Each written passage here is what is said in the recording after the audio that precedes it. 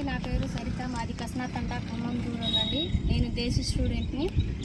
వరిలో కనుక చూసుకున్నట్లయితే కాలిబాట ఎట్లా తీయాలి, ఏంటి దానివల్ల ఉపయోగాలు ఏంటి, దాని గురించి చెప్పబోతున్నానండి. మనం ఖరీఫ్లో అయితే 33 కుదుర్లు, రబీలో అయితే 44 కుదుర్లు వేసుకోవాలండి.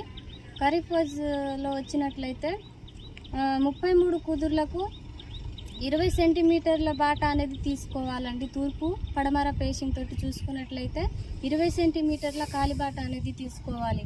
అంటే ఇటు 33 కుదుర్లు, ఇటు 33 కుదుర్లు, ఈ మధ్యలో 20 సెంటీమీటర్ల కాలిబాట అనేది తీసుకోవాలి. ఇలా తీసుకోవడం ద్వారా మనకు చాలా ఉపయోగాలు ఉన్నాయండి.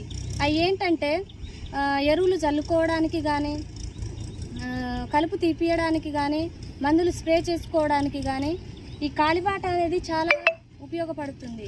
అంతేకాకుండా మన సూర్యుడు అస్తమించినప్పుడు ఆ సూర్యకాంతి అనేది మనకు ఇలా పంట మీద కాలిబాట మీద తీయడం ద్వారా ఆ సూర్యరశ్మి అనేది మన పంట మీద పడి గాలి ఎలుతురు తగిలి దానివల్ల చీడపీడ కానీ పురుగులు ఎలాంటివి మన పంటకు సోకకుండా ఉపయోగపడుతుందండి. కాబట్టి ప్రతి ఒక్క రైతు ఇలా చేసుకోవడం ద్వారా పంట దిగుబడి అనేది కూడా ఆరోగ్యవంతంగా పంట దిగుబడి అనేది మనం వస్తుందండి. కాబట్టి ప్రతి ఒక్క రైతు ఈ పద్ధతిని పాటించుకోవాలి.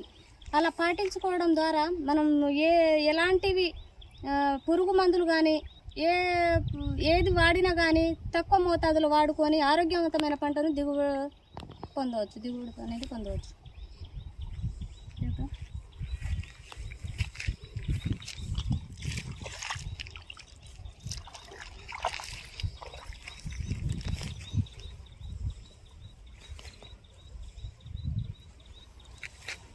అండి, పొలంలో చూసుకున్నట్లయితే కాలిబాటలు ఇలా తీసుకోవాలి.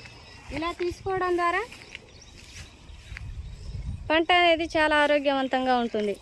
ఇలా చేసుకోవాలండి. కాలిబాటలు అనేది చూడండి.